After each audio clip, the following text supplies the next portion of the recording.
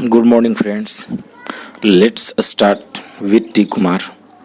आइए, मेरे तरफ से आज ये 5वां सेट है।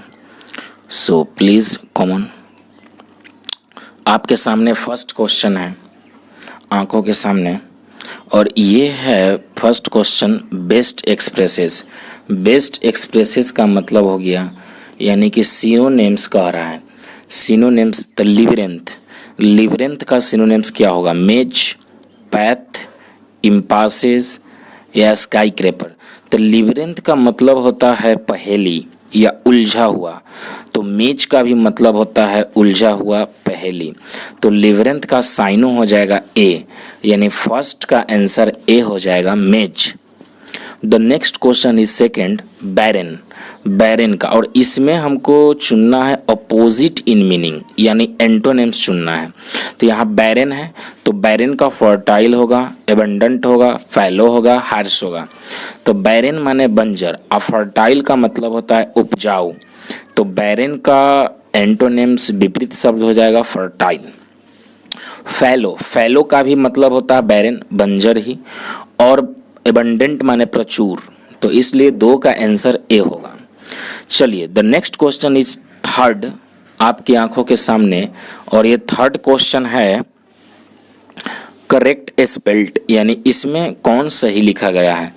तो मिसोगाइनस, देखो आप समझते भी होंगे, मिसोगाइनिस्ट, मिसोगाइनिस्ट से बना है मिसोगाइनस। अब मिस वर्ड जहाँ रहेगा ना MIS, इसका मतलब हेटर से संबंधित है, तो इसका स्पेलिंग बी में सही लिखा हुआ है MISGYNOUS, गाय, गाय, गाय, गाय जो वर्ड है, जैसे गायनियोकोलॉजिस्ट यानी स्त्री लोग विशेषज्ञ, तो गाय वर्ड जो है GY, ये स्त्री से संबंधित होता है। तो मिसोगाइनिस्ट, मिसोगाइनिस्ट आपका सही है, यानी कि तीसरा का आंसर बी। चौथा नंबर क्वेश्चन 4 से 6 में आपके स्क्रीन पर आ रहा है सेंटेंस का एरर, यानी 4 से 6 में आपको पकड़ना है कि इस सेंटेंस में क्या त्रुटि है। So please come on, let's start. 4 number question देखिए, according to scientist there are a lot of answers about it. देखो एक बात को समझो, ये एरर जो है ये प्रीपोजिशन बेस्ड एरर है। बोलिएगा सर आप ऐसे कैसे क्विकली पकड़ लिए? देखिए, अकॉर्डिंग टू साइंटिस्ट, इस सेक्शन में पार्सिंग किए तो कुछ एरर नहीं है। वैज्ञानिकों के अनुसार there are a lot of answers, are लगा हुआ है, देयर इंट्रोडक्टरी है, आर आंसर्स के वजह से लगा हुआ है। अबाउट इट, तो यहाँ प्रीपोजिशन का एरर है, अबाउट नहीं होना चाहिए। देखिए, अबाउट का प्रयोग टाइम को मेंशन करने के लिए करते हैं, तो यहाँ टाइम का मेंशन नहीं है, इसलिए यहाँ अबाउट की जगह टू आप लगा दोगे तो सही हो जाएगा। आंसर्स टू इट, इसका आंसर देने के लिए, तो आंसर अबाउट के जगह टू, यानी सेक्शन एरिया सी, 4 का आंसर सी। 5 नंबर क्वेश्चन पे आइए, there are coming straight to our direction. देखिए वंस अगेन, ये जो 5 नंबर क्वेश्चन है ना, ये 5 नंबर क्वेश्चन भी आपका प्रीपोजिशनल एरर है। देयर आर कमिंग, वे लोग आ रहे हैं, स्ट्रेट एकदम सीधा, towards, towards, to के जगह टू वाट्स आवर डायरेक्शन, एकदम हम लोगों के दिशा की ओर, तो यहाँ टू की जगह टू वाट्स होना चाहिए, यानी 5 का आंसर बी में त्रुटि है, बी यहाँ है। 6ठा नंबर क्वेश्चन पे आइए please common, the buildings collapsed at the afternoon at about 4। अब देखो यहाँ हम ऊपर में अभी डिस्कस किए थे कि अबाउट का प्रयोग, अबाउट का प्रयोग टाइम के मेंशन के लिए, तो यहाँ ऑलरेडी टाइम दिया है। देखिए ना, building collapsed, building collapsed at the afternoon, गलत बात। देखिए, in evening, in afternoon, in the morning time, आप जानते भी होंगे, in the morning, in evening, at the afternoon, at एकदम एग्जैक्ट टाइम को शो करने के लिए होता है। पीरियड ऑफ टाइम है यहाँ आफ्टरनून, कम से कम दोपहर 12 बजे से लेके 5 बजे तक दोपहर का समय होता है, तो वो पीरियड ऑफ टाइम हो गया, तो यहाँ एट के जगह इन होना चाहिए, यानी 6ठा का एरर बी में है। 7 से 9 में आते हैं हम लोग, आगे देखते हैं कि 7 से 9 में क्या है। तो प्लीज कॉमन देखा जाए, 7 से 9 में आपकी स्क्रीन के सामने, 7 से 9 में आपकी स्क्रीन के सामने क्या है? फिलर है। यानी खाली जगह को भरना है, फिल इन द ब्लैंक्स। तो 7 क्वेश्चन में है, देखिए please common, the police is dash on his activities. देखो ऐसे तो हम लोग पढ़े हैं सिंटेक्स में या तो नाउन में कि पुलिस जो है वो आर लेगा, चिल्ड्रेन आर लेगा, पब्लिक आर लेगा, पीपुल आर लेगा, लेकिन यहाँ इज दे दिया है। चूंकि यहाँ इरर है नहीं, यहाँ फिलर है, तो इज ऑलरेडी वो दे चुका है, तो कंटिन्यूअस लगाएंगे, तो कीपिंग एन आई होगा, यही ऑप्शन होगा 7वां का। The police is keeping an I on his activities, माने उसके एक्टिविटीज पर नजर, पैनी नजर डालते रहा, तो the police is keeping an eye, ये फ्रेज है, कीपिंग एन आई ध्यान में रखना, आंखों में रखना, तो कीपिंग एन आई सही होगा, 7 का ए। 8 में आओ, are you dash stamp collecting. अब सब में देख रहे हो कि interested interested interested interested interested सब में ऑप्शन में है, तो देखिए इंटरेस्ट जो है वो इन लेता है, जैसे I am interested in singing, I am interested in dancing, तो इंटरेस्टेड हमेशा इन लेता है, तो इसलिए 8 में क्या हो जाएगा, 8 का बी हो जाएगा, interested in. Are you interested in stamp collecting, क्या आप रुचि रखते हैं स्टाम्प कलेक्टिंग करने में। चलिए 9 नंबर क्वेश्चन पे आओ please common, your report dash my statement. देखिए तो your report dash my statement, आपका दस्तावेज, आपका सूची, रिपोर्ट डैश माई स्टेटमेंट, तो क्या हो जाएगा, कन्फर्म हो जाएगा। अब देखो यहाँ सब वर्ड में कन्फर्म दिया है, तो कन्फर्म का वोकैब्स याद रहना बहुत जरूरी है। तो कन्फर्म का वोकैब्स क्या हो जाएगा बाबू, CONFIRM, इसका मतलब कन्फर्म्स, CONFIRMS, कन्फर्म्स हो जाएगा। तो your reports confirms my statement हो जाएगा। ये कॉन्फॉर्म का मतलब पालन करना होता है, CONFORMS, यहाँ कन्फर्म्स है, CONFIRMS, 9 का C।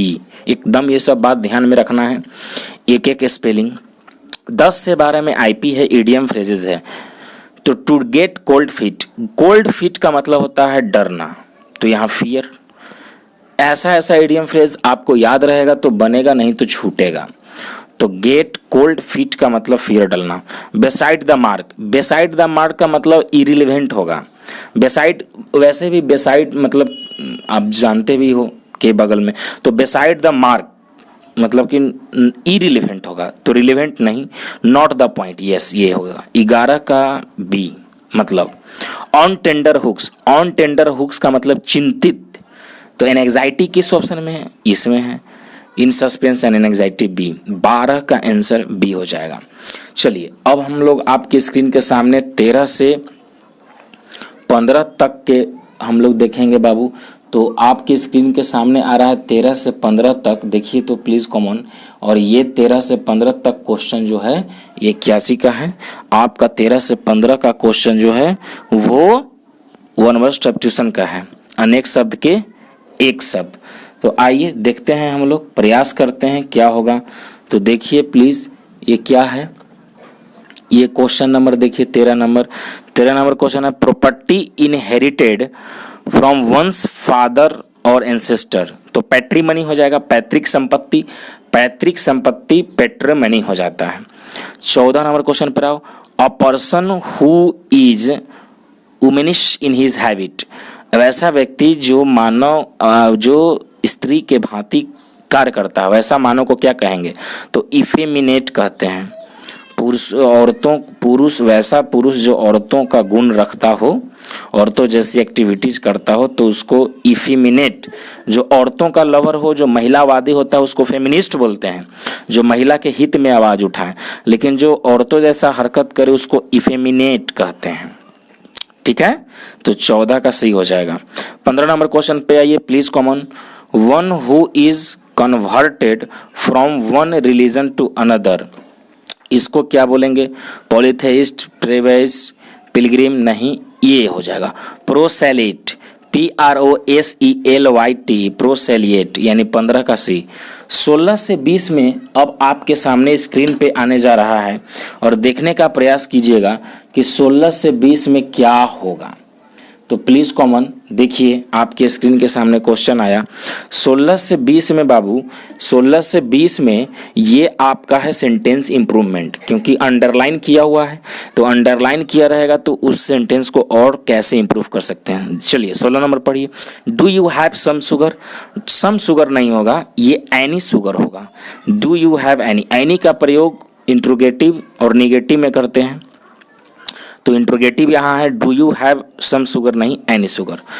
ए ऑप्शन 16 का। 17 में आइए, Iago lied LID led to Othello about his wife. देखिए ये लाई लेड लेड, तो लाई LIE लाई माने झूठ बोलना, तो लाई lead lead LIED V2 V3 यानी पास्ट टेंस है, सही है। ये लाइट का मतलब झूठ बोला। 17 का नो इम्प्रूवमेंट। 18 में आओ, it is not possible to tell the entire story in nutshell. गलत बात, यहाँ देखिए इन नट सेल कहना गलत है।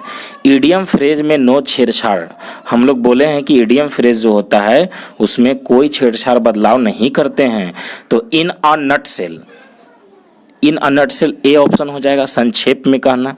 It is not possible to tell the entire story in a nutshell, कह रहा है कि यह पॉसिबल नहीं है कहने के लिए कि पूरी कहानी संक्षेप में कहने के लिए, ये संभव नहीं है, तो इन अ नटसेल 18 का ए। 19 में आओ, it is all but same to me whether I am transferred to Mumbai और कोलकाता। यहाँ क्या होगा, यहाँ इसका ऑल और सम, ऑल द सेम नहीं, ऑल वन होता है। ऑल वन माने एक जैसा, it is all one same to me, it is all one to me, ये सेम जैसा है, एक ही जैसा है, तो ऑल वन का मतलब एक समान, यहाँ एक समान हो जाएगा। चलिए 20 में आइए, despite his father's financial assistance he was always hard on. तो हार्ड ऑन होगा कि हार्ड इन होगा कि हार्ड अप, तो यहाँ हो जाएगा आपका 20 का hard up. Okay, hard up हो जाएगा 20। चलिए अब 21 से 25 में आपके स्क्रीन के सामने आएगा। 21 से 25 में आप तो जानते ही हैं कि अगर 20 का एनालिसिस हो गया तो 21 से 25 क्या आएगा, पैसेज आएगा, क्लोज टेस्ट आएगा, कुछ भी आ सकती है। ओके, तो पैसेज या क्लोज टेस्ट आएगी। तो यहाँ 2016 में जो भी एग्जाम हुआ था उसमें पैसेज पूछा था 5 नंबर का। तो पैसेज का क्या है कि 1 बाई 1 करके या तो आप पढ़ो और उसके बाद क्वेश्चन पे आओ और तब आंसर करो, और नहीं तो डायरेक्ट क्वेश्चन पढ़िए और पैसेज को लिंक करते जाइए और बनाते जाइए। फिलहाल यहाँ देखिए क्या रहा है, क्या बाबू, even the majority of elders turn their homes into hives of worry. कह रहा है बाबू कि यहाँ तक कि बहुत से वृद्ध लोग, मेजॉरिटी ऑफ, बहुत से वृद्ध वयस्क लोग जो हैं वो अपने घरों के छतों को चिंता में परिवर्तित कर दिए हैं। किसी भी टॉपिक पर पैसे हो सकता है। आइए देखते हैं। As they have too little to do in too much time. कह रहा है क्योंकि उनके पास बहुत कम काम रहता है और बहुत समय रहता है। बिल्कुल सही बात है। वृद्ध व्यक्ति जो रहते हैं उनको खाली खाली समय रहता है, पूरा बैठे बैठे दिन बिताते हैं। तो बोल रहा है कि have too little to do, यानी करने के लिए तो बहुत कम है, और टू मच टाइम, और टाइम अत्यधिक है। देखते हैं बूढ़ा का दिन नहीं कटता है, टाइम नहीं बीतते हैं। बूढ़े वृद्ध लोग जो रहते हैं वो टाइम बिताने के लिए वृद्धाश्रम में जाते हैं, मंदिर में जाते हैं, बोलते हैं दिन ही नहीं बीत रहा है। तो उनके पास टाइम बहुत ज़्यादा होता है, चूँकि वो ज़िंदगी में रिटायर हो चुके होते हैं और कुछ मतलब कर चुके होते हैं, और उसके बाद उनको खाली खाली समय लगता है। दोज हु हैव रिटायर्ड, देखिए बात आ गया, जो लोग रिटायर कर चुके हैं, दस इस प्रकार से फाइंड रिटायरमेंट टायरसम, और वो सेवानिवृत्ति को थकाऊ या उबाऊ महसूस करते हैं।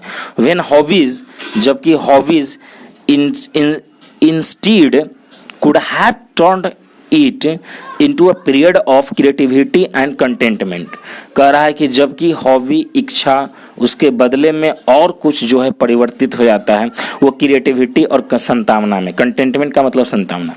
दिस कॉमन प्रॉब्लम, यह जो आम बात है, of inability to utilize leisure leisure का मतलब खाली समय, लेजर कई एक बार आ चुका है ये वर्ड, LEISUR, लेजर का मतलब खाली समय।